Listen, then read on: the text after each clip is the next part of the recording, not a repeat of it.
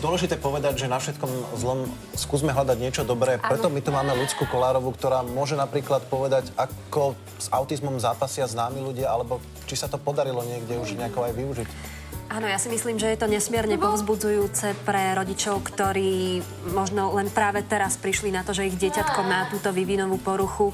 Keď budú počuť, koľko a naozaj ich veľa, koľko slávnych ľudí, koľko hollywoodských hviezd má dieťatko s autizmom. Napríklad spomeniem málo známy prípad, to je synček Sylvestra Stalloneho, Sek, ktorý s ním aj hral dokonca, keď bol bábätko jednoročné, hral s ním vo filme Rocky 2. Je veľmi známy taký, možno ukážeme už o chvíľočku. Toto je Jim Carrey so svojím nevlastným synom, ktorý takisto. A toto je ten Sylvester Stallone, zase Jim Carrey. Jim Carrey má nevlastného syna, s ktorým má nádherné puto. Je to syn moderátorky Jenny McCarthy. Teraz ju vidíme, tú blondínu pôvabnú. Majú krásny vzťah.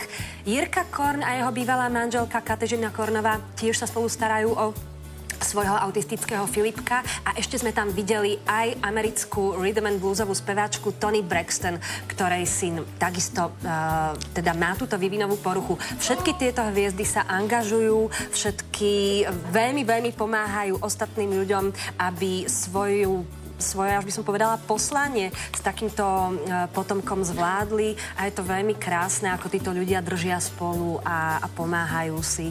A naozaj treba zdôrazniť, nie je to choroba. Nie je to choroba, je to len porucha. Tí ľudia sú nesmierne, tie detičky sú nesmierne kreatívne, veľmi aktívne. Mnohí slávni ľudia, napríklad Albert Einstein, vykazovali znaky autizmu. Čiže nebola to úplne 100% diagnóza, ale bolo v jeho osobnosti veľa, čo tomu nasvedčovalo. Napríklad autor Pokémonov. Pamätáte si Pokémonov? To je autista. Takže treba podporovať tú kreativitu a to krásne všetko, čo v sebe majú. Áno, lebo oni majú vlastne vnútorný svet, to je dôležité. To áno. Pani Katka, mňa by ešte zaujímalo, teda ako maminu, vy ako mamina, s akými problémami sa stretávate a prípadne by nemuseli ani tie problémy byť, len tá spoločnosť nie je tak nastavená k tomu. Nás, čo asi najviac trápi, my teda sme Jakubka zaradili do špeciálnej výchovy už od raného detského veku. Ako som tu spomenula, navštevoval škôlku, teraz navštevuje špeciálnu základnú školu. S čím sa veľmi trápime je zdravotníctvo.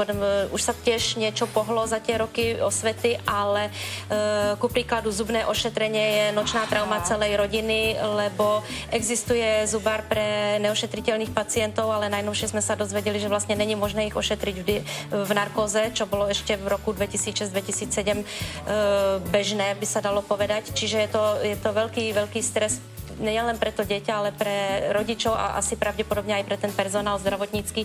Čaká nás to o mesiac, tak uvidíme, ako dopadneme. Potom absolvovať také bežné operácie, možno urologické a také slepé črevo a podobne. Tá hospitalizácia v tej nemocnici je vždycky veľmi náročná, lebo ten prístup toho personálu treba stále osvetu robiť, vysvetľovať vlastne, že ku takému dieťatku aj treba špeciálny prístup, možno, že ku celej rodine, hospitalizovať mamičku s ním a podobne. Neostáva nám ako držať palce, aby sa vám darilo aj malému Jakubkovi.